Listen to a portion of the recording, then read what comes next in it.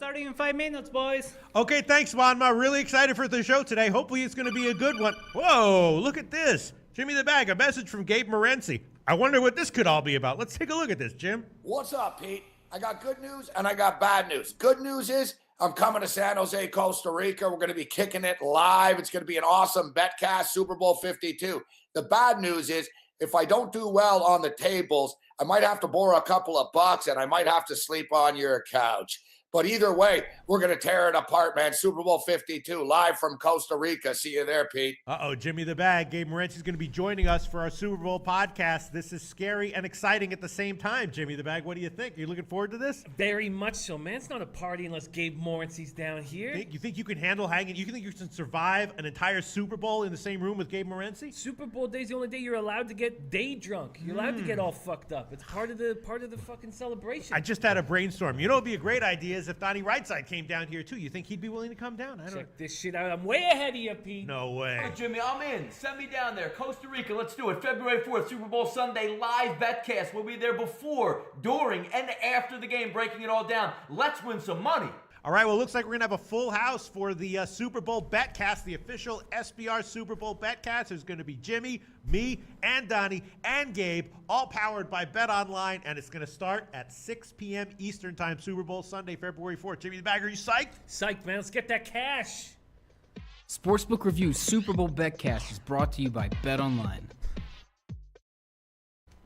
Hi, everybody. Welcome to SBR Sports Picks. My name is Peter Loshak. His name is Jimmy the Bag. This is the Loshak the Bag Show, 6 o'clock edition, Monday, January 22nd. I'm in a particularly good mood because it feels like every year I have a bad first 3 weeks in January, and that feels like it's coming to an end, Jimmy the Bag. Now, I know you had a rough day this weekend in sports betting, Jimmy the Bag. I did. And how do you think? Are you going to be able to long-term? You're going to be okay with that? Because we need you here, Jim. We need you happy. We need your jokes. We need your research. We need your enthusiasm. We need all that shit, Jimmy the Bag. I can't do this shit by myself. You know what I'm saying? No, I've got great hope. This is coffee. Don't worry. Don't get excited. This is fucking coffee. It's just fucking coffee. It's already Monday afternoon. I'm already starting to feel the insanity of the sports betting week. You know what I'm saying? This morning I was all calm. I mean, by Friday, my mind was fried. You know what I'm saying? Yeah. And then this morning, I was up early this morning. That's why I had all my college basketball picks this morning. I was on the ball this morning. And in the morning show, I was calm and cool and collected and like I wasn't stumbling over my words and all that shit. And in my afternoon research, I was pretty much cool. And now the grind's starting to get to me already. It's just Monday afternoon, Jim. I mean, I'm still in control, but I'm losing it just a little bit. You know what I'm saying?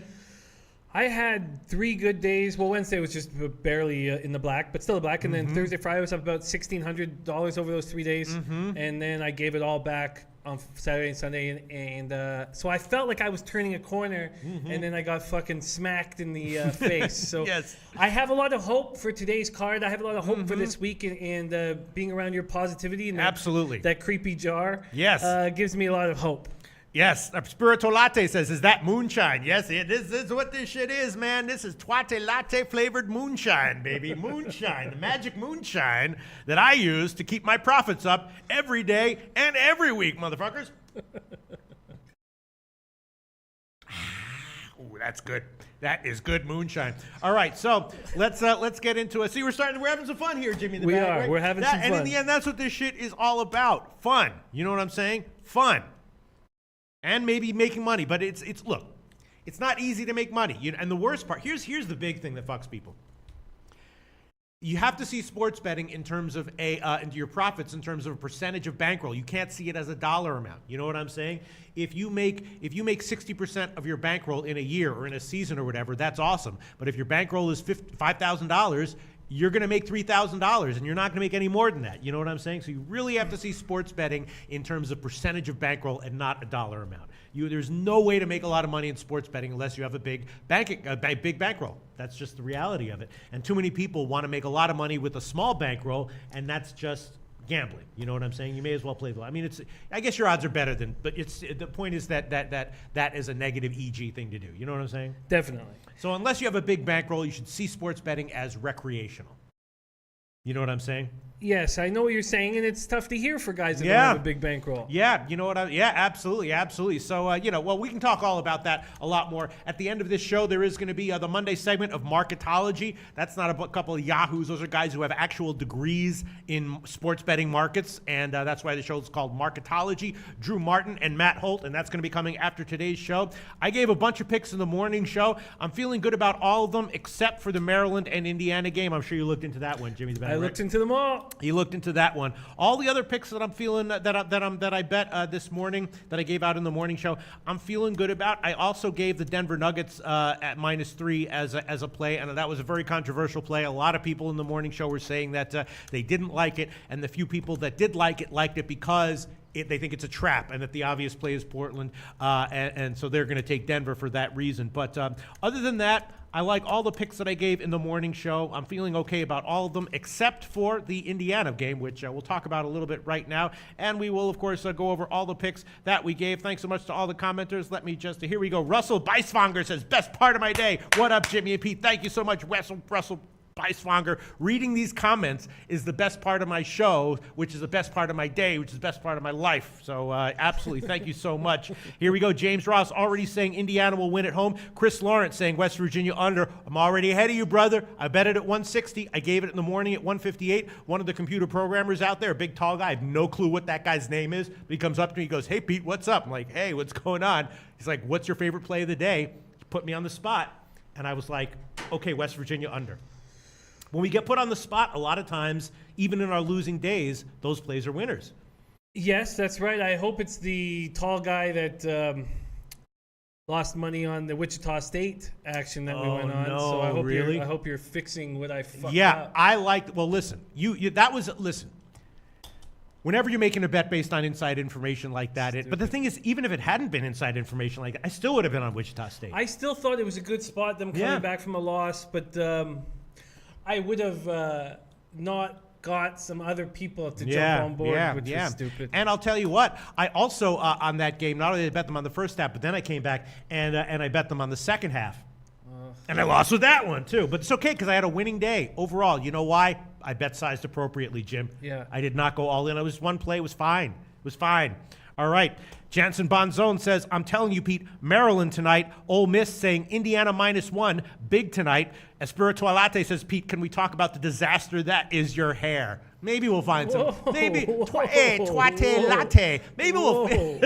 Wow. It's a good line. And the answer is maybe we will find some time in this show to talk about that. Or maybe not. We'll see. You'll have to tune in to find out. I'm the closest one to your hair, and I think it's gorgeous. I think I look like fucking Ron O'Neal. You know Ron O'Neal? Fucking Superfly? You know that? Hey, Juanma, you know Superfly? No, I don't know him. Who is it?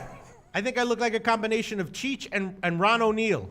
That's what I think I look like, motherfucker. All right, let's get into it. Let's get into some. I got a nice comment here. Alexander Latka. Been watching the show about a month from now. Never had the balls to comment because you guys are pros. I'm just a noob. But trying to learn from the GOATs. Okay, yes, thank you so much. Thank you so much. Alexander Latka, I've been watching for about a month now. Never had the balls to comment because you guys are pros and I'm just a noob, but trying to learn from the GOATs. Yes, thank you very much, Alexander Latka. I really, really appreciate that. We are certainly pros at presenting ourselves as pros. Yes, that is, we are professional fake professionals. Yes, that is what we are. I felt pretty good about my status until this month. No. I also haven't had a job since 2001. Right. And people always, I tell people I'm a professional, and they go, no, you're a fake professional. And I say, yes, I'm a professional fake professional. And they're like, you got me. You got me I on don't that see one. what makes there's nothing fake about you. No, but I mean, you know what I'm saying. I'm putting on it. No, you're right. You're absolutely right. And the big reason that I don't have a big bankroll as of right now, there's an answer, and Jim knows the answer. I'm not going to share it right now, but there is. If anyone's ever wondered why is Peter still working for SBR, why is he like super rich? Why not? Why not? There's a reason, and there's an answer to that question, and Jim knows the answer, and Juanma knows the answer too. But all right, so I know the answer. You know the answer, right, Juanma? You know the answer. That will come for story time a lot later. And Jansen Bonzone says, hey, Pete and Jimmy, say hello to my wife. She's watching. Jansen Bonzone's wife. You got it. You lucked out on the husband front in life. Shout out to Jansen Bonzone's wife. Right? Yeah, we love Jansen, man. Good score. Good Listen, score. it ain't easy to find a good man, but Jansen Bonzone's wife did it. She lucked out. There's fewer good men out there than women looking for them. All right, let's get into some of these sports betting games we're going to get into. First of all, Jimmy did add in the NHL Detroit plus 141. Did you tweet that out or what did you do? I did. You did tweet it out. Okay, we'll get to that in a second. College basketball. All my picks I have already given. Let me just quickly do a quick save of these comments here. Quick save of these comments here, and let's see. Quick save of these comments here. There we go. Alexander Latka made his day. He just posted that. You see, this is what I live for. I live for comments and people being happy watching the shows. And there you go, Native Queen. Pete owns SBR. No. No.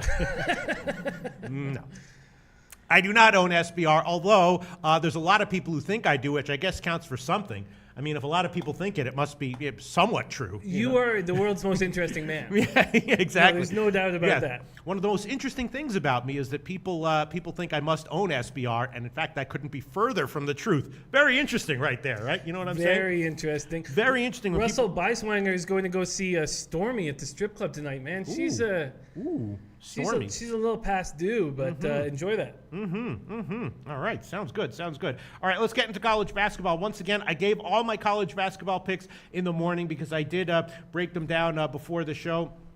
When I woke up early this morning, I'm definitely on Iowa State plus 7.5. The Greek had 7.5. Now they're down to 7. Once again, Texas a quality team. At times they're going to have value. They're rallying around the misfortune they've had this year. But Iowa State, as we've seen multiple times this year, has had good betting value. And in fact, oh my God, on Saturday, who were they home against? They were home against TCU, was it? Yeah. Oh my God, I was all over them, and I was all over them on the second half. I wish that I was about to tweet it out because I liked it so much. They were a big home underdog. Huge play that I had. I knew that was a good play, and I liked them here as well. I gave them at plus 7. Maryland, Indiana. Everyone's talking about Maryland, that they're going to be the play here. I bet it at 1.5. I gave it at plus 1. Now Indiana's the favorite at -1. I don't know why that is, but I'm sure you'll be able to tell us, Jim. I also gave the first half over in Maryland, Indiana, and the full game over. Let's see where those lines have moved. The full game over I gave at 141, and that line is up to about 141.5 or 142. And I gave the first half over at 66. North Carolina, Virginia Tech was a pass for me. Nebraska, Ohio State. I did give the under on that one at 138.5. That's now up to 139, so a little bit of a move to the over. And Ohio State, of course, has been absolutely rolling ATS, and Ian Cameron tipped us off to that right at the beginning of that train. You know what I'm saying? Mm-hmm. That was a pretty impressive train that he tipped us off to, because at that point, they had only covered like 1 or maybe 2 in a row. But ever since he made that comment, which someone clued us in on in the chat, they've covered every single game since then, literally, and by margin. So that's impressive. I took the under on that one. Troy, Appalachian State. I took Appalachian State plus 8, and that's still where that is. And I liked more the under. I bet it at 152. I gave it at 150.5, and that's where it is right now. Michigan State, Illinois. Once again, Jimmy the Bag is looking for unders with Michigan State going forward. I gave that one a 145. That's now taking a big move to the over, Jim. Now up to 147 or 147.5. Hopefully you'll have something to say about that movement. Not too jazzed to see that one. Baylor, Kansas State. I really like Baylor. I bet him at -4. I gave him the show at -5, and that's where we are right now. I also took the first half over on that one.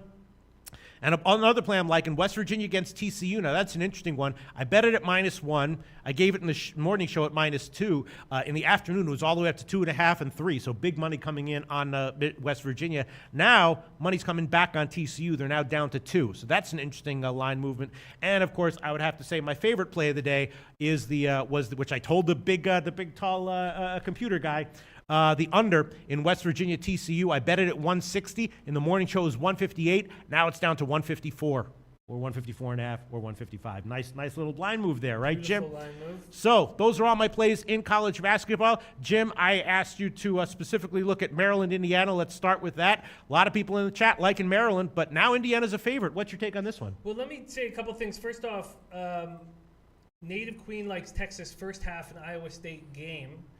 And she said something to watch in the Texas game is first half goes over, second half I think so. First half go under, second half under. If the first half goes over, second half goes over. The reason why I bring that up is, if you don't mind me starting here, just because Native Queen's talking about it on the thing, I, after studying this game, am not with you on your play there.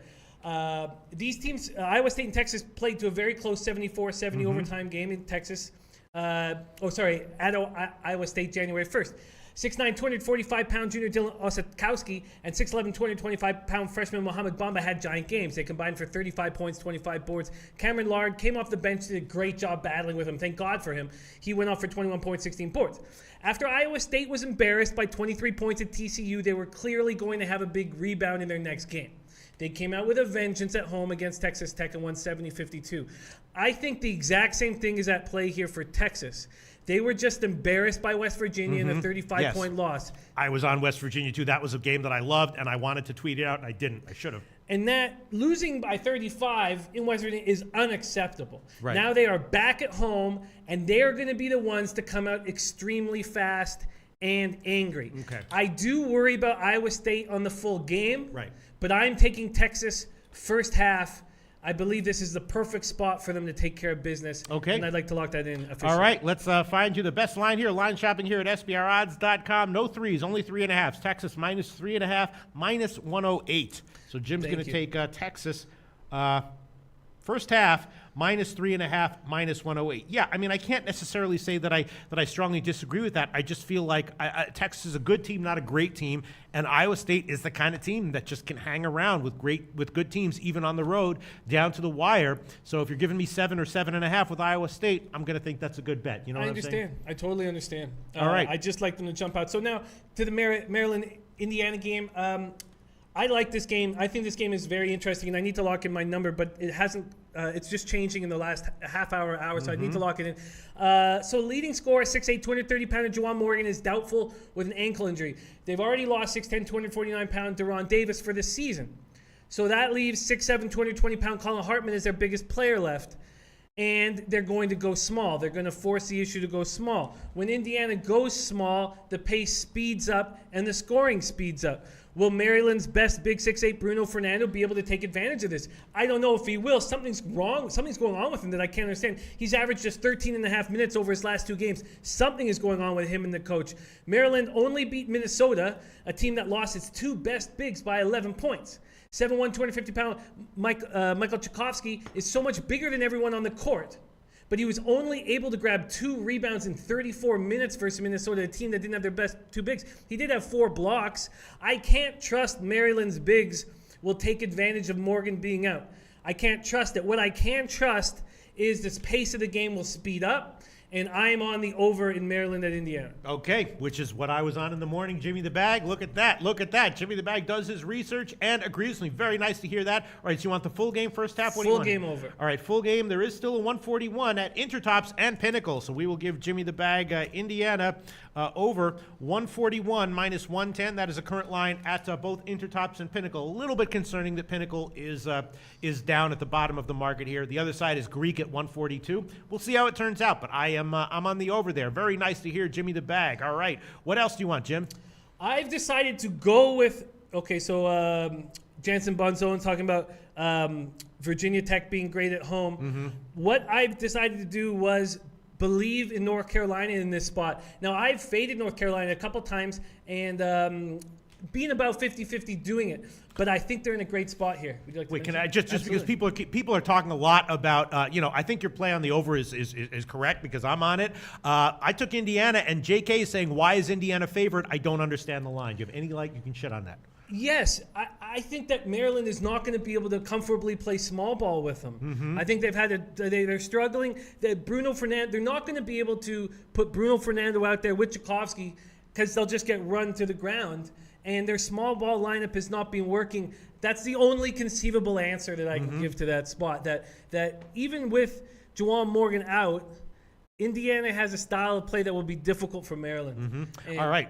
Let's before we get on to some other plays that you're going to give, Jim, can we read some comments here? Yes. Let's go back and read some comments. Hako Schofield 5150 says, "Always great research, Jimmy," in all caps. Absolutely. A lot of people saying that A lot of people saying that Virginia Tech is looking good at home. Let's see some other stuff here. Omar Magana says, "Can someone please help me understand why NC is at -3.5?" And I'm missing something on paper. It looks like NC has it. I don't know about that. NC's definitely been a little bit underachieving recently for sure. Jansen Bonzone says, anyone think WVU is a trap game? My answer to that is maybe, but I don't think so. I'm on West Virginia, and yeah. All right, a lot of people talking about UFC. You see what happened in UFC? Stipe Miocic was the champion, a big underdog to Ngannou. And he won easily. It was my only win of the whole weekend. Yeah. A guy I cap with sent it to me. Knew I had just taken it in the bottom mouth and on the Wichita State game, and he said, "Bag, you've given me lots of goods here. Let me give you this. I'm an MMA analyst. Take Miocic at." Plus like 160. Wow. I got 150. Really? But he sent that to me, and I was like, I was just in the fucking dumps. I made the bet. I went down to the bar, watched it by myself, and it was the only fucking smile. Oh, man. Very, very. Whoever that guy is, shout out to that guy. Who the hell is that guy? Yes, I've tweeted him out. That guy's fucking awesome. He's an awesome. Yeah, I'm trying to get people to follow him. Yeah. Because he's an MMA guy, and I was very That's thankful. awesome. Yeah, I cashed on that one also. I had the over, but I didn't buy into the Ngannou hype, but I bought into it enough to let me. I mean, I read other breakdowns of that game and preview of that game where people were like, I can't understand why Miocic is this big of an underdog. It's my best bet of the card and blah blah blah blah blah. And I was like, that's great. I'm staying off of it. But yeah, it was a great handicapping card in the UFC. All right, let's see. Some other comments here. All right, a lot of people discussing. Go ahead. Let's go into that North Carolina. It's a lot of talk right here. Native Queen says North Carolina short line move. North Carolina first half. JP Fahey, he's the season ticket holder at UConn. Yes. He's on North Carolina. And then guys that we love capping with, Jansen Bonzone, he's against me. It's a very exciting game. I'd love to break it down. Yes, break it down. The Tar Heels continue to dominate on the boards without a major post presence. It is very exciting and very cool to watch. In their 80-66 win over Georgia Tech, they out-rebounded them 46-25. They shot just 42.2% from the field with 26 second chance points. They won easily. Roy Williams said this. I couldn't believe this. He said that this is as good a shooting team as any team he's ever had. That caught me by surprise, and I looked at North Carolina some of their past games, and that is not a constant thing with them. Virginia Tech has lost 2 straight. They're coming off a 91-82 home loss at Florida State. Virginia Tech has been out-rebounded in 5 of 6 ACC games with double-digit rebounding margins in 3 of those. They're just 237th in the nation on the boards. The Virginia Tech team is in big trouble moving forward because of this. 6'10", 260-pound Kerry Blackshear Jr. is the only player who sees the floor that's taller than 6'6". They will continually get out-rebounded. If Blackshear gets in foul trouble like he was against Florida State, this team won't win. Book Maye's double-double right now, and I'm going to take North Carolina. Wow. Okay, Jimmy the Bag taking the road favorite in this one. I'm staying way the hell off this one. Full game and on the total. It does have second half written all over it, but as far as the full game is concerned, I sincerely hope you cash Jim because I'm no way in hell touching this game. Jim's going to take UNC. Line right now is -3.5, -102 at Pinnacle. -3.5, -102. I don't even know what to say about that. I wish you luck. I'm staying way off it, and I'm going to look at the second half for value in that one. Sounds good. All right, let's see some other comments here. Let's just quickly get to some comments here. Yeah, Jansen Bonzone says Virginia Tech can score. Let's see. Philip H says Pete looks like an extra in a Sons of Anarchy episode as a Mayans gang member. That's kind of a compliment. That's almost a That's not an insult. I was ready to be like, oh shit, that's a compliment. I could easily be a Mayans gang member. Easily, son. All right, let's see. What else do we have? Yeah, a lot of people on the Ngannou hype train. Here we go. Let's see here. JP Fahey, yep. I really like UNC tonight, Jim. They're going to come out and finally play as a unit. Yeah, and when they do, the home court edge might not necessarily matter at all. Conrado Mendoza says, yeah, I agree. Virginia Tech very good at home. I would stay away. I'm staying away. I'm going to look at second half lines there for sure.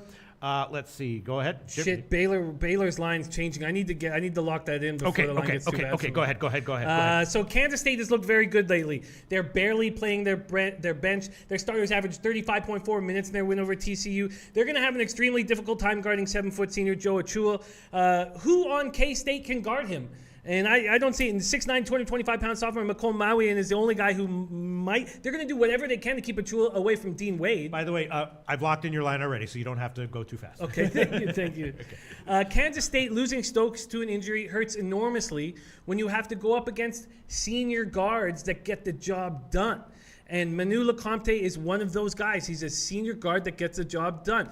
This is the most important game of the year for Baylor. If they lose this game, the odds of making the dance go down to around 34%.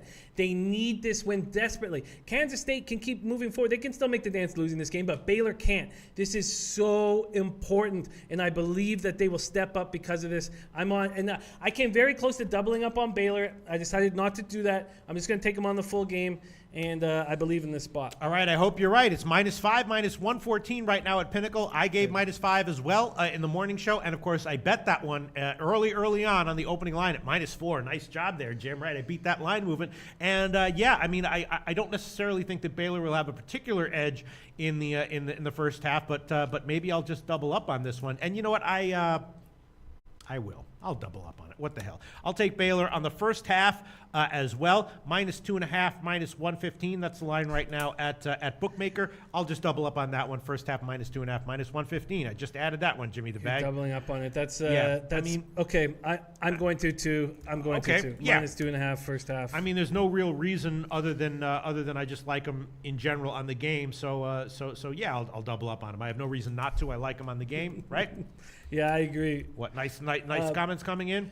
Pause. People are being very helpful in my confidence right now because I've been taking such a beating. There was something I did want to mention. Man, people just don't miss anything. Blake Curry's saying, "What's Pete drinking? Beet juice."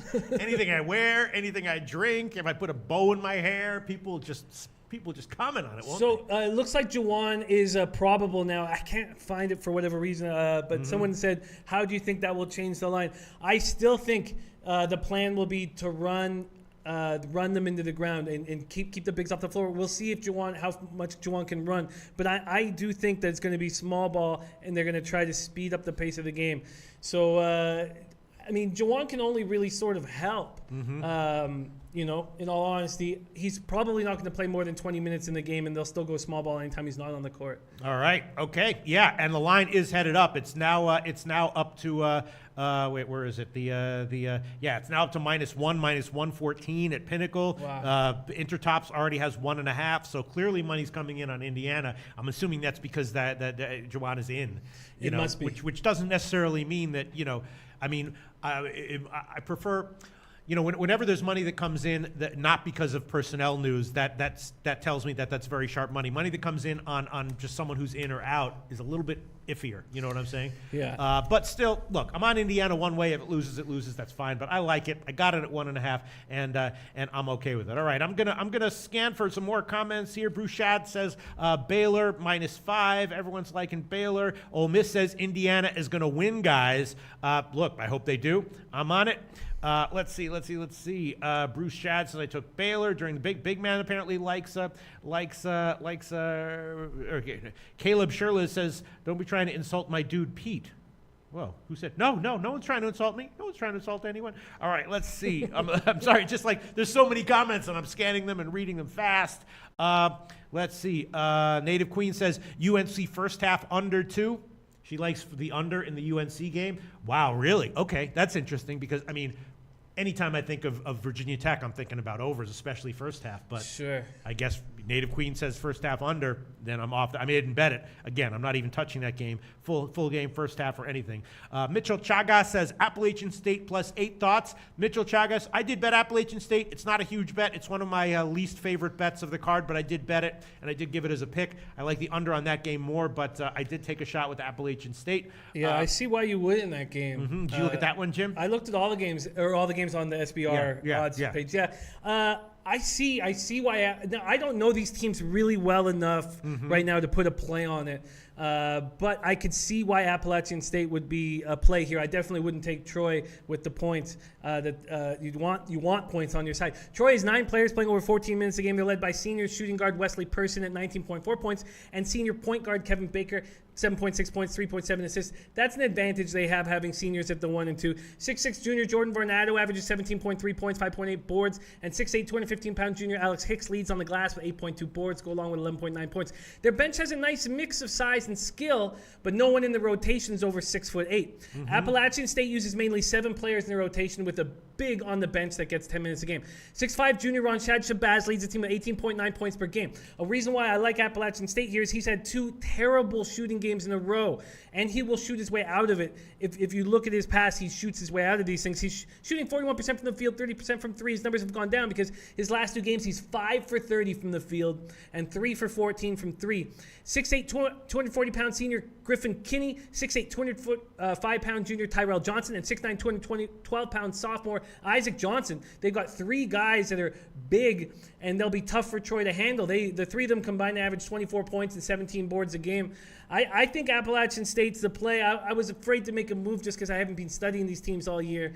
But now that I'm sort of getting some comfort with them, I think we can make plays moving forward. But did you make Appalachian State an actual play? Oh yeah, +8, and Native Queen I saw going back to the old comments said she liked Appalachian State first half as well. So I was thinking, maybe about that. Wow, and I missed an early comment from Philip Age that's about to be deleted. You know the rules, yo, bitch chose me. What you know about that pimp shit pistol? Absolutely, I was watching that stuff. And I'll tell you one other thing, man. I don't mean, but this is just like they do not make music like they used to. I'm sorry, No, flat sure. out. I was watching like fucking Willie Hutch. You know Willie Hutch? No. Oh my God. I mean, and like Sly and the Family Stone and all that, Bob Dylan and everything. They do not make music like they used to. All right, end of rant. It was just like I was binge watching 70s stuff this weekend, and I just couldn't believe it, how great it was compared to. All right, oh, here we go. Unrock62. Do you guys respect Dr. Bob's picks? He's on Maryland +1.5. Good pick. Yes, I respect Dr. Bob. I used to do videos with him early on. I did videos. That was way before we had any kind of a tech capability here, and he just got pissed off about like all the tech fuck ups, and then wasn't too interested. But I love Dr. Bob.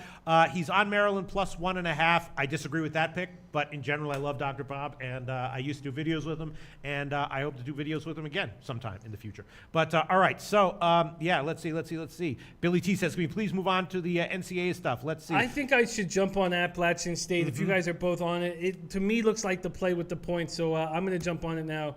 Appalachian I'll State. have time to send it in. So okay, plus, so you want the full game? What do you want? I want full game. All right, let's find it. Yes, there is still available. Greek is still hanging 8. Everywhere else has nice. 7.5, just like what we did in the morning. Appalachian State +8, -110. And I'll tell you what.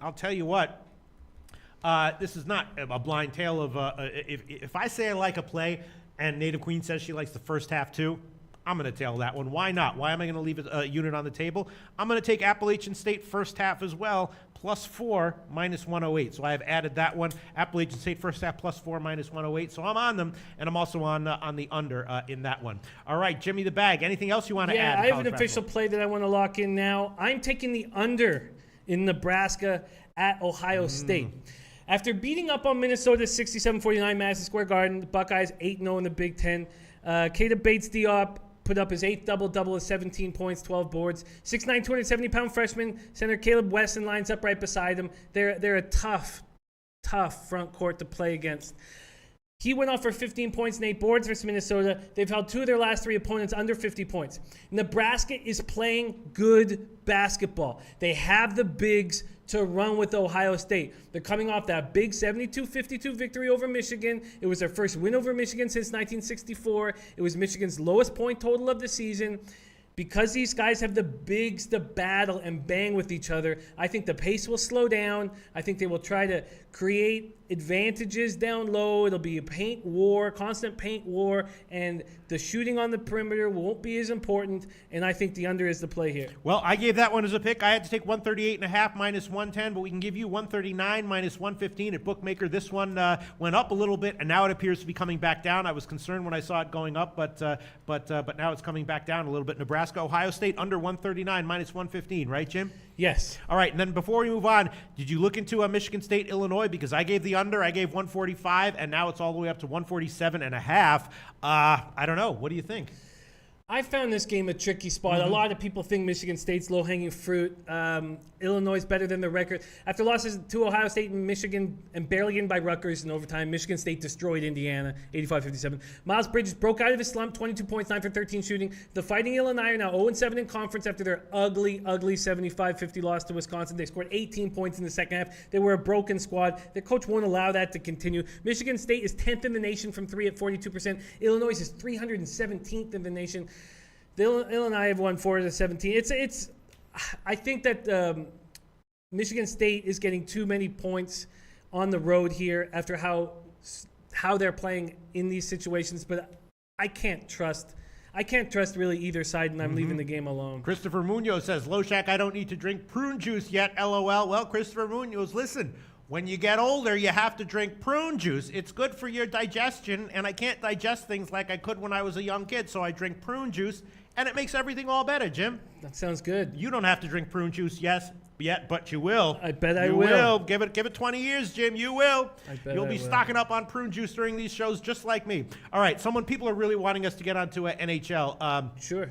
Do you have any other college basketball picks you want to Those give? are on my place. All right, and so you're staying off the Michigan State game, but what's your take on the under? Why did that line jump?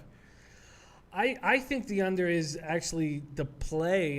Makes no sense to me, Jimmy the Bag. Yeah, but the whole capping this game was. I felt like I didn't have a good feel. I don't have a good feel for Illinois when they lost by 25. Although I didn't have a play on that game, it was shocking. Yeah. I'm uncomfortable with them, and they're at home, and it's so important to them. And Michigan State's been questionable, although they're a very good team. I'm just going to leave it alone. Okay, let's, now I'm thinking about doubling up. All right, let's move on. Hey, Juanma, I know it says NBA next, but can we jump to NHL instead? Doesn't matter, man. Doesn't This matter. show is Okay. ours. Let's just quickly review the picks that we've given. I added on Baylor first half minus 2.5 and Appalachian State first half plus 4. That's in addition to all my picks from the morning show. Jim has given Texas first half minus 3.5, Indiana over 141, UNC minus 3.5. Highly controversial game there. We'll see how it turns out. Baylor first half and the full game minus 5. Ohio State game under 139 and Appalachian State minus 8. All right, so let's move on to NHL. Jimmy the Bag, I really only gave one play in NHL. I gave the first period over in the Arizona Islanders game, which might be a little bit trappy. You took the under 6.5 in that game, and that line does appear to be headed down just a little bit. You got it at, I believe, minus 110. Now down to 116 at Pinnacle, so a small move to the under in Islanders, Arizona. Nice job there, Jimmy the Bag. What are the other picks that you gave? You gave Minnesota? I actually got a minus 114, so Okay, it wasn't all right, the so- best, all but right, it's okay. small move that I'll take. two. I have the Lightning at Blackhawks over 6. That's right. Plus 100. The Lightning and the Blackhawks over 6, and that has taken, predictably, I think, a small move to the under. Any total of 6, I'm guessing. I mean, not always, but a game like that. Still right around, but it's plus 105 at Pinnacle now. But yeah, you gave it a plus 100. I did not send in my Senators Wild minus 1.5. I got plus 152 here. As soon as I went to send it in, I was only getting plus 135. Yeah. And at that point, I was like, this just doesn't make any sense. In fact, my first feeling was maybe I should take the Senators on the minus 1 and pull my bet. Why? Just because I think I've not had success, even though I love the Wild at home, I've not had success with them Yeah. at minus 1.5. And I do think we'll find value with the Senators moving At some forward. point, right? And so I just didn't feel as confident as I did in the morning show. And I'm not going to pull it, but I'm not going to send it into my local. Yeah, I mean, Minnesota's been great at home, right? A phenomenal home 6-0-2 record. in their last 8. Do you think that's a fluke, or do you Not think at all. that's the real deal? That's the real deal. They're a good team. They're All a right. good Well, team. if they're 6-0-2, if that's like their legitimate record going forward, then certainly against teams like Ottawa, they should be a bigger favorite than minus 200, right? I mean, Yeah, you're right. They should. Yeah, I just Mark Stone will not be playing in tonight's game against the Wild. You know, even that, I think, to be honest, Mark Stone's the only player playing good. We talked about him in the morning show. But even with that, I think that little bit of adversity that the Senators might pick up on, I don't know. I just feel uncomfortable taking it at plus 135. interestingly, the line is headed in Minnesota's favor, but the alternative puck line at Pinnacle has actually gone down. In the morning, the alternative puck line for Ottawa was plus 560, so you'd think if the line is headed up, now it'd be plus 600, but it's actually now plus 525. So there you go, Jim. There you go. It's Yep. it's a tricky thing. I think the Senators are kind of a tricky spot, and that game that they just played against the Leafs was better than it looked. I know they broke down in the third period, but they were playing good hockey, and their goaltending's been extremely questionable. I don't like. Even though I've had success on the big favorites on the puck line, I've had success with the plus 140s, plus 145s. I just don't feel like this is the right spot. All right. Well, you also gave Detroit at plus 141. You tweeted that one out. That's gone down a bit, about 8 cents, although the Greek still has plus 140, but Pinnacle has plus 133. You want to tell folks why you gave that one, Jim? I wanted it in the morning show. We talked about it in the morning show. I think when a goalie's taking a break, it doesn't, a 5, 6, 7 day break, it doesn't help them that much. Now, it will help Schneider because he was playing bad before the break. In saying that, I've said for the last 2 weeks that this Devils team has rookies 2nd, 3rd, and 4th in scoring, and they're going to hit the rookie wall. And now they've just lost Gibbons for an extended period. And then right before I made the move was when they announced that Taylor Hall was going to be out. That's just too much adversity for them to deal with. The Red Wings have played awful 2 straight games, just awful. Season low 15 shots on Tuesday.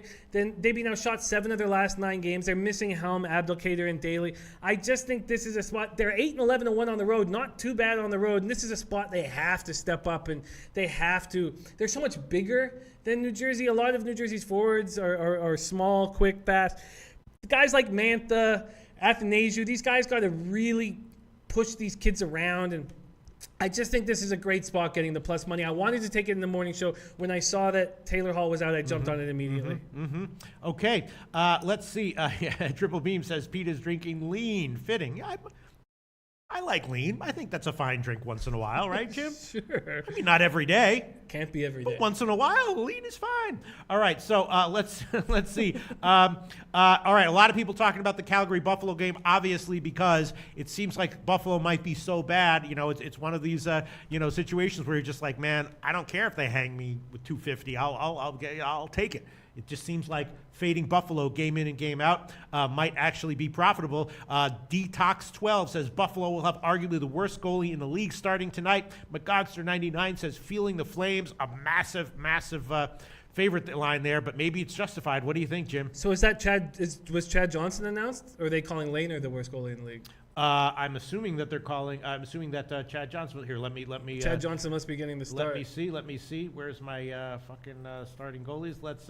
Yeah. I mean, Jim, what's your take on Buffalo going forward in general? Obviously, they're going to be a big dog. You think they're going to be a big dog that's fadeable and should be an even bigger dog, or they're going to be a big dog with some betting value in spots? I had thought they were going to have betting value. I thought that for so long, and they never gave it to us. Right. So it's their defense's fault. Chad Johnson. Chad Johnson is goal. Wow. Yeah. I get it. I get it. He has just atrocious numbers this year. 1-8-3 with a 3.84 goals against and 878 save percentage this season. Oh man, Dad. Wow, that is bad. That's the bad numbers there, Jim. That's atrocious numbers. That's atrocious numbers. Yeah, I don't think that the Flames are not getting enough scoring down their lineup. Their first line is excellent, and their defense is very good, big, mobile. They're getting excellent goaltending from Smith, but they don't have enough offensive depth, and I just don't trust them at this big of a favorite. I can understand why somebody would, but I don't trust it. And but it's the Sabres' defense is all fault. Housley should be fired, but they're not firing because their defense is so bad. Right. So this is one of my leans. And what about the fucking over then? Just take the over. What's wrong with that? What is the line again? 5.5 plus 104. Yeah, I think that's a good play. I'm taking that. I'm taking the Buffalo Calgary over 5.5 plus 104. That was already one of my leans anyway. That's the current line at Pinnacle. 5.5 plus 104. I'm taking that one. I'll take it with you. All right, you're going to take that one, and I think I'm going to double up on that one too because I don't need the units in NHL, but I could sure use them. I'm going to take the first period over, which is just 1.5 minus 103 at Pinnacle. I'm doubling up on that one. Jim's taking Calgary over 5.5 plus 104 current line at Pinnacle, and I'm taking the over 5.5 and the first period over at minus 103. Okay, there's some guys wanting us to get to NBA as fast as possible. All right, let's move on to NBA. We can come back, right? Bonma, we can bounce around here, right? We can do whatever you say. There you go. Here's the boss. Here's the boss. So, man, Juanma, you know if I owned SBR, I would give you a big fat fucking raise. You know that, right? You right? definitely bet it, man. You know Yes. that, right? I'm Yeah, not one I of know. these people who like power corrupts. Absolutely no. If I was suddenly owned SBR, I'd go right in there, double Juanma's salary immediately. Stat. Can even triple that. What? Triple that. Well, we could do that. We could have a little negotiation about. Okay, I don't know okay. about the triple. Now he gets nothing at Yes, all. yeah. Now he Oh, gets nothing shit. at all. No. We saw Juan's true colors. Now we take it off the board. We would have a nice little negotiation. We would discuss it on tripling, but doubling it immediately without hesitation. Juanma. All Hell right. yeah. So let's move on to NBA. Jimmy the Bag. A lot of plays that I gave. We took the under in Chicago, New Orleans, and right after we gave that, it headed down. So we got it 228, now down to 227 or 226 or 226 and a half. Interestingly, Chicago a huge overtrender on the year on the road, and New Orleans a huge overtrender at home on the year. And we've seen both these teams go into the stratosphere at times. My sense is, though, that this game is, not necessarily going to be a low-scoring game, but a modest-scoring game. We both took the under on that one. I took the under in Washington, Dallas, and that I got it at 214. That's now down to 213 or 213 and a half. And I think it was Dan Kelly who said that he doesn't like the full game, but he likes the first half under. And I might add that one there, just like if there's a bet that I like and Native Queen likes the first half, that's almost definitely going to be a double up for me. Same deal with Dan Kelly, right? And Maxwell Smart and a bunch of other these guys. King Rail, trust him a lot. Well, all these guys. Absolutely. All these motherfuckers. Absolutely. And I also took the under in the Portland-Denver game. I got 211. That's now down to 210 or 209 and a half. I also took the under at Philly-Memphis. I bet it at 207 and a half. I gave it at the show at 206, and that's now down to 204 and a half or 205. And that's about it, Jim. What are you thinking about this card? Anything you want to add? I think we need to talk about a couple things, and I don't want to fucking inside information. Obviously, it blew up in our face over the weekend, but there was talk that Dwight Howard and Kemba Walker were partying extremely hard over the weekend from a bartender who had them at this bar. Both Saturday. Sorry, I was listening to you and then saw Robin Spears saying Chicago first quarter, Pete, all in capital letters, and I'm thinking about adding that. All right, Sure. So Jim, go ahead. Just so we got this information that that Dwight Howard and Kemba Walker. We know that Kemba Walker is now on the trade block. We heard that they were partying extremely hard the last two nights, and the people. Now I'm fucking gun shy after what happened on the weekend with Wichita State, and I'm not going to touch it. But the people who told me this are taking the Kings on the money line. They're hammering Really? it. Yeah, they think that. That's so funny because that was one. We didn't talk about this in the morning, but that was one of the bets I made. I took them at plus 10.5, not even knowing any of this shit. Yeah, and they are not taking. They're not even taking on spread. They're taking Really? to win straight up in Charlotte. All right, I'm doubling up on this shit. I'm taking them first half, and I'm taking full game. Jim, if you want to go with us, go ahead. But I am going to take Sacramento plus 10.5. I bet this one anyway. We didn't talk about it in the morning show because I was sort of like not sure what I thought about it. But I'm taking Sacramento plus 10.5 minus 107, and I'm taking them on the first half as well. The Hornets have looked atrocious again. Sorry to use that word so many times, but that's okay. That last game, I was sure they scored 133 in Clifford's first game back, but the losing to the Heat without Dragic, Dion Waiters, Tyler Johnson, and being up 5 points with 34 seconds left and losing, they're 12-13 at home.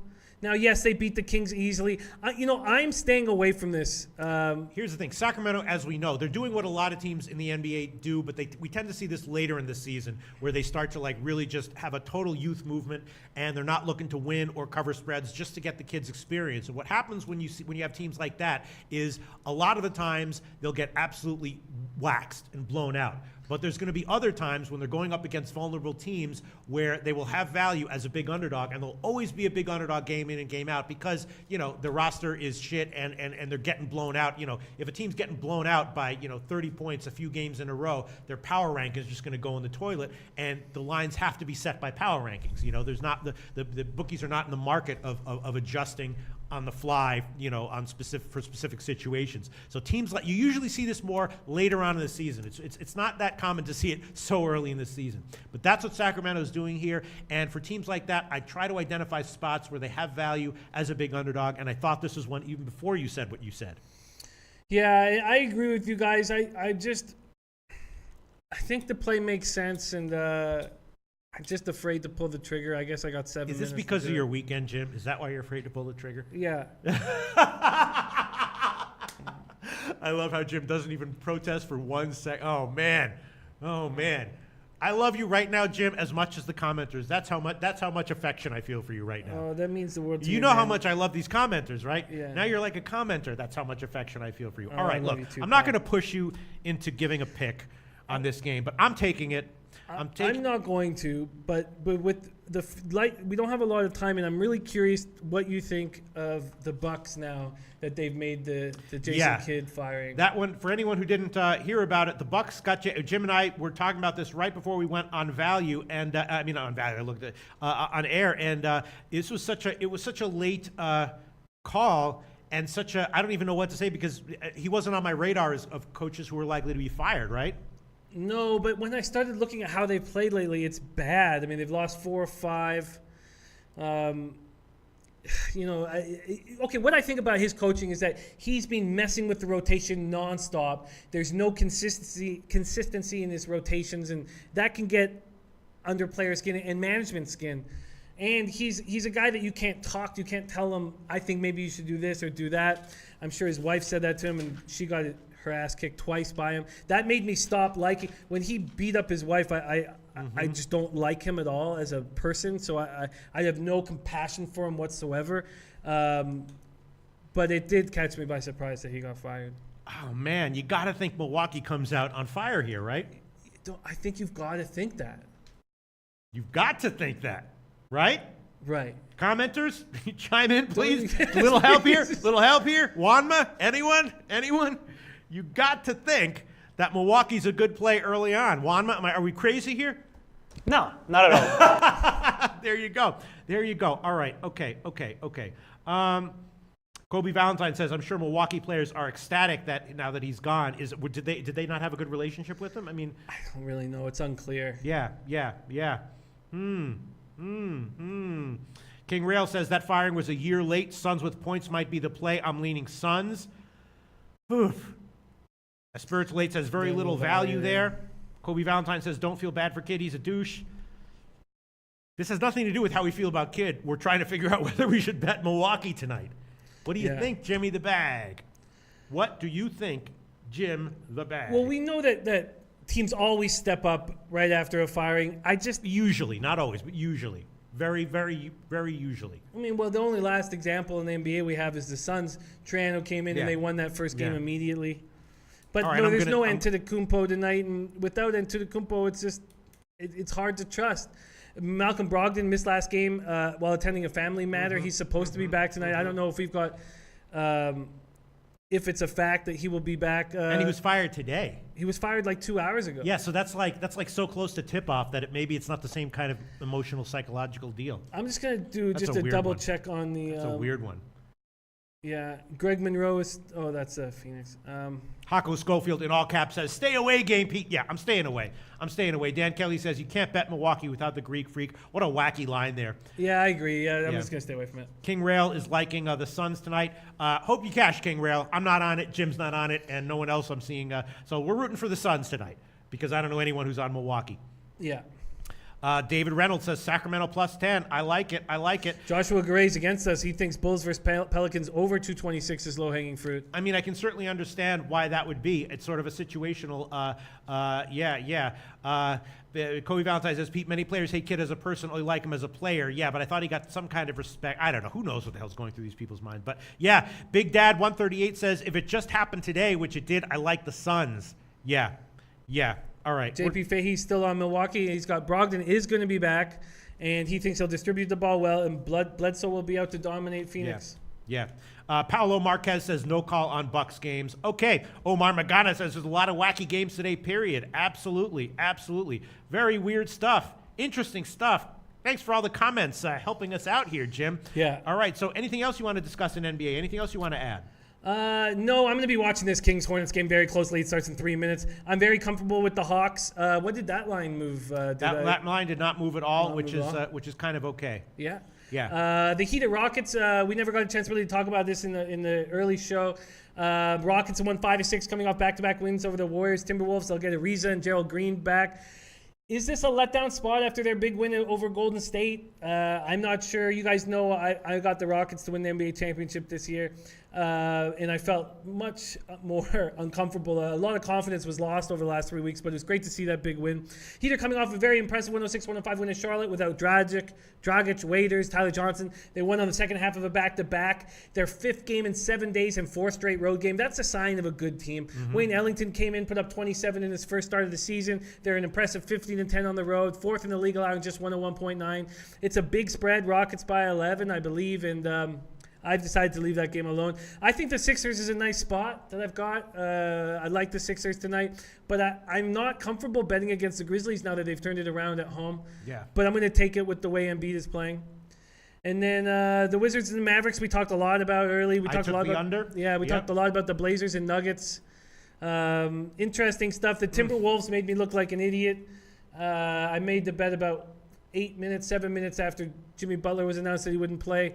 I got it at -1.5. I believe you can get it at +2.5 now. A 4-point line movement makes me extremely upset. And I didn't send it in.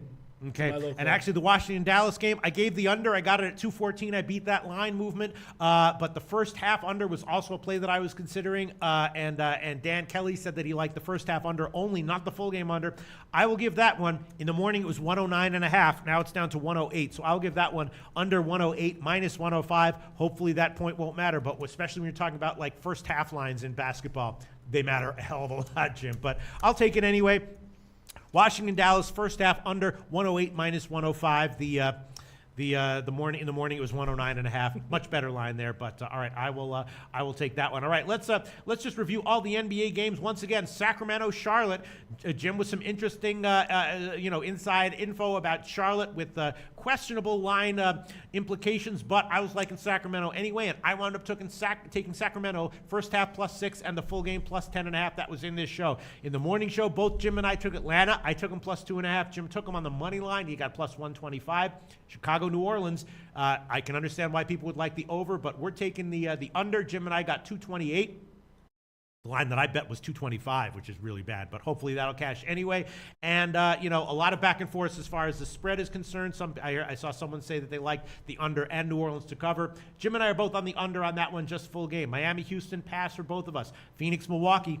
I'll keep an eye out on that one for a second half play maybe, but full game I'm off of. Philly and Memphis. Jim took Philly on the full game. I tailed him on that one. I took Philly -1 on the first half, and I also took the under on that one, and that line is headed down. Washington, Dallas. Again, I took the full game under, 214, and the first half under, partial tail of Dan Kelly, saying that he liked the first half under only in that game, and in the morning it was 109.5. I'd just take 108 just now.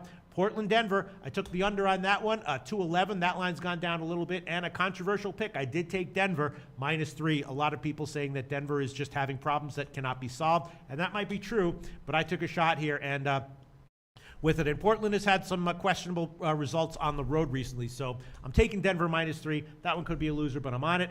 And Minnesota Clippers, Jim likes Minnesota, and there was a big line move against them due to who's out again? Jimmy Butler. Yeah, there you go. So that's a bad break for Minnesota, but who knows? Maybe it might not matter. Maybe it might not matter at all, Jim. Well, I do think that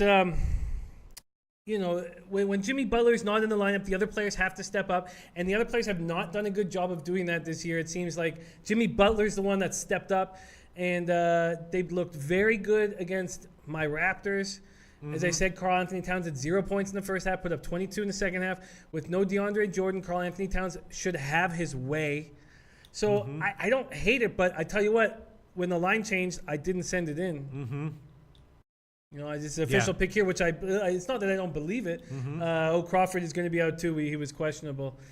T.Y. Jackson, 1994, saying, "Is this Kings shit for real?" It's for real, T.Y. Jackson, 1994. It's fucking as real as it gets, man. +10.5, +6 on the first half. I bet it, and I gave it as a pick here.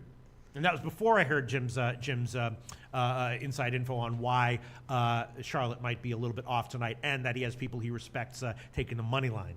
The money line. Money line. Going right. for a big score. So T.Y. Jackson, 1994, the answer to that question, is this King shit for real? Yes. It's for real. All right. One Hard Yo says, yeah, I got Kings plus 10 as well. Can't trust Hornets with double digits. I agree with that. Antoine Seymour says, Bucks can win without Greek Freak. That's certainly true, but just staying the hell off that game. Too crazy. And let's see. What else do we got here? Nasty Nate, Michigan State. Anyone? Yeah, I like the under on that one. I got it at 145. It's now up to 147.5. So I might be on the wrong thing there, but okay, I'm going to do that one. Let's see. Omar Magana says, I think the best thing today is to live wager. Too many moving parts and iffy games. Yes, I mean, second net betting and live wagering can be a great way to bet these games, especially games with uncertainties, but you have to be very careful because it can be crack-esque, right? Live betting can be very crack-esque, and you have to know what you're doing. You have to be very, very disciplined and prepared and experienced to do it correctly. But absolutely, as far as still, live betting can have some of the best betting value in all of sports betting. Absolutely. Yes. Absolutely. Let's see. Okay. Funny shit. Jansen Bonzone says Pete needs to marry Jimmy for Canadian citizenship purposes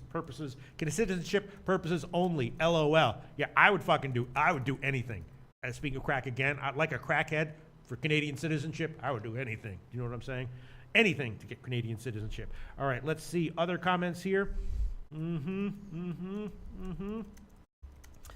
Okay, here we go.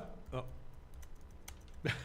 Okay, we're not going to read West. All right, we will read West Coast's comment. I don't comment very often, usually just listen and write down your picks, but you guys are really just some average-ass handicappers who happen to have a popular YouTube channel. Yes, that's correct, West Coast, and we do happen to have, though, a super awesome set of commenters here who give us great opinions and picks and breakdowns while we're doing this show, and that brings the show to another level, I think. Well, we also have transparency in all of our picks, all of our odds, which you won't see in other shows. But, you do you, pal. Yes, you do you, fucking pal. you. Listen. West Coastin', you do you, we'll do us. Hopefully, when we do us, it won't wind up too bad. But if it does, that's fine, because it's us, right? Sure. I'm happy to go down the drain if it's me, just as long as I'm being me. So that's what we'll do. All right, let's see. West Coast saying, yeah, you'll probably block me. Sensitive ass people. I am sensitive. I am a sensitive person. Sure, I'm sensitive. Yeah, when people say comments that insult me, I do feel. Block that mother. No, I'm kidding. Don't block him. Don't block him. Wanma, don't block him. We like this guy. West Coast. No, I will not. I will read a comment from Triple Beans 3. Yes. It says, West Coast and Bookie hitting him up. Yes. Yes. No, don't block West Coast. And I love him. I want to win him over. I bet you I can win him over. West Coastin', average ass handicappers. Okay, so far, I understand why you're saying that. Check my college basketball picks from now to the end of March, and then come back and tell me what you think of my handicapping caliber there. All right, we'll see. I guess that's about it. Should we wrap this shit up, Jim? Absolutely. All right, let's wrap this shit up. Thanks so much for all the great comments as usual, and hopefully we'll come out here with a winning day. Once again, the picks that we've added in addition to the morning show picks that we gave, I added Sacramento first half +6, full game +10.5, and the Dallas game first half under 108. Also, Baylor first half -2.5, Appalachian State first half +4, the Calgary game over 5.5 +104, and the first period over 1.5 -103. College basketball, Jim's got Texas first half -3.5, Indiana game over 141, UNC -3.5, Baylor first half and full game, first half -2.5, full game -5. The Calgary game in NHL over 5.5, Detroit on the money line +141, Appalachian State +8, and the Ohio State game under 139 -115. We'll see how this all turns out. And tomorrow morning, we'll be back with the same average-ass handicapping and fun shenanigans and hijinks as you saw in this show tomorrow at 12 o'clock Eastern Time. Thanks so much, Juan. We'll see you tomorrow at And 12. we want to just do a little quick setup for the show that's coming on right now. That's right. And coming on right now, some average-ass analysis from Vegas, from Matt Holt and Drew Martin. Marketology every Monday coming after this show. Great show to find out information from the horse's mouth. Matt Holt from CG Technology. Stay tuned. Marketology coming up.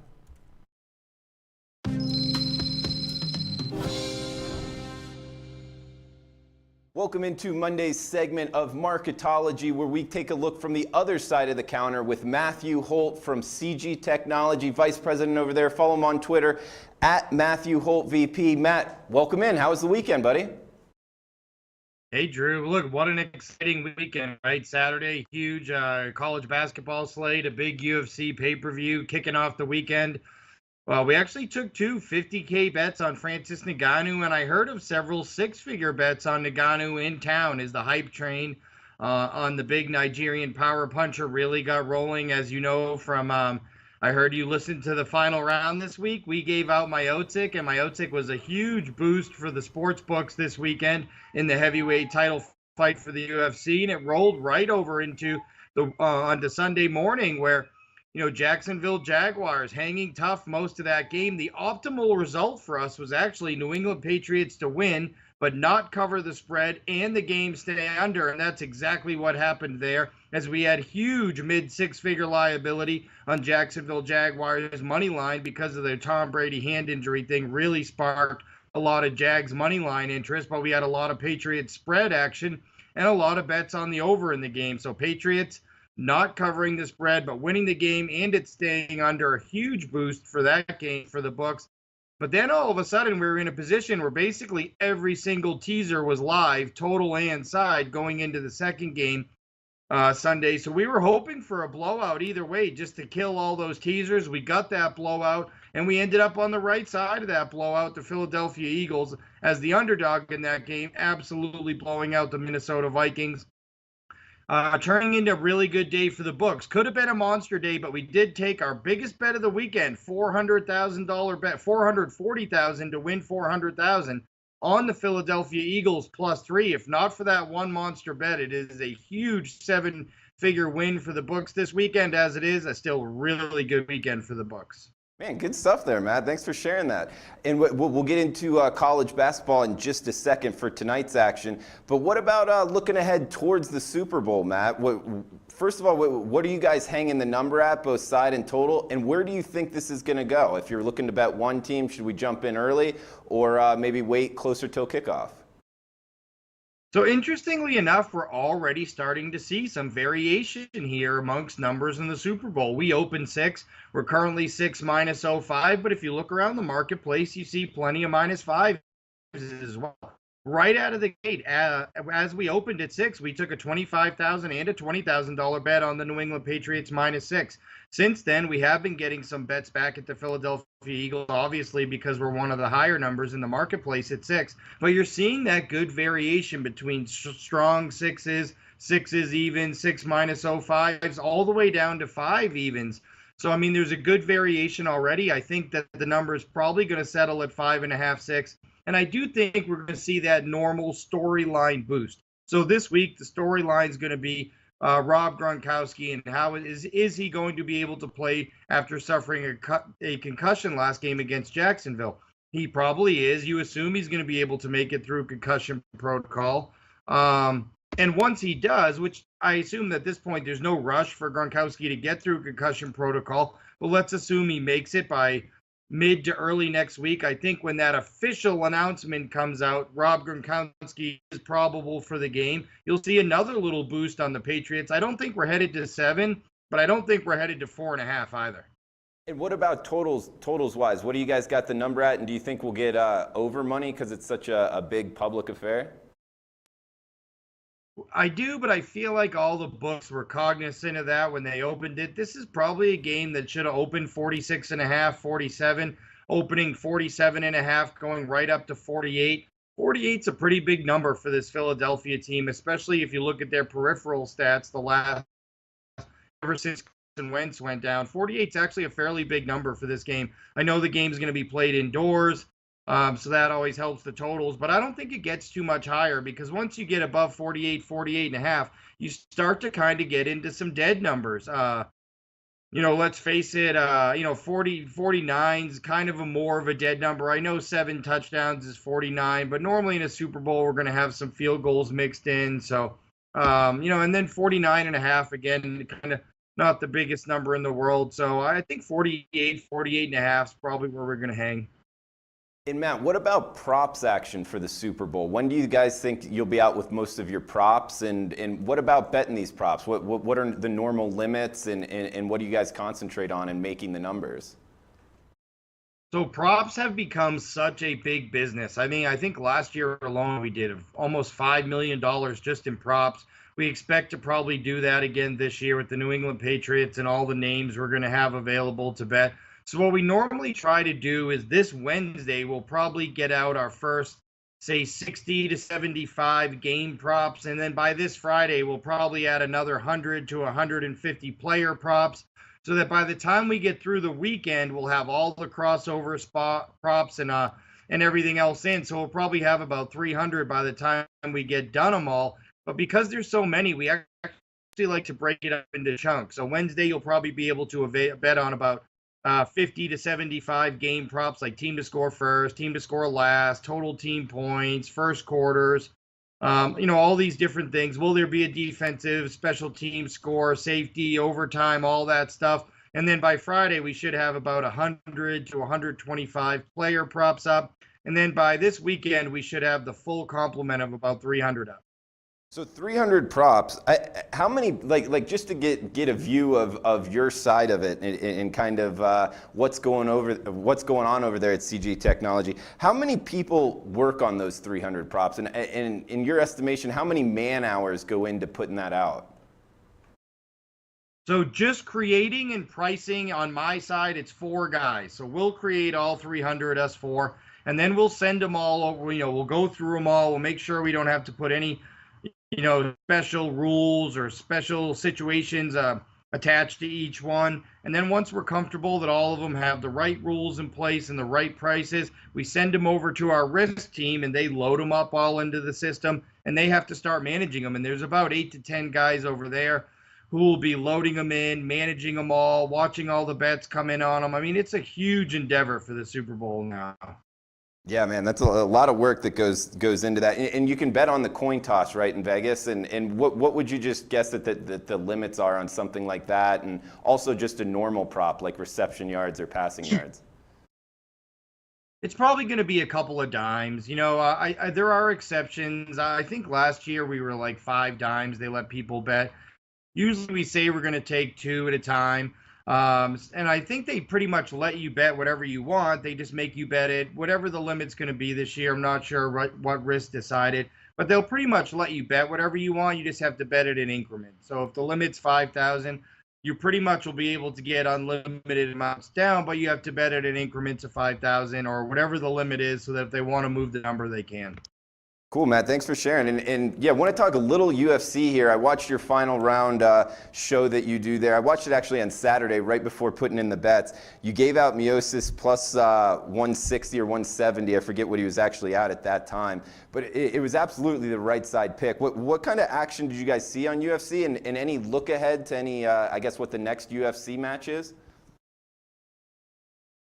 Yeah, so we did huge handle on this fight. UFC for like 3 or 4 years in a row was the fastest growing wagering sport in the sports book. And then we kind of went through a lull last year because we had no Conor McGregor in the octagon, no Ronda Rousey. John Jones got suspended again. Who knows if he's coming back.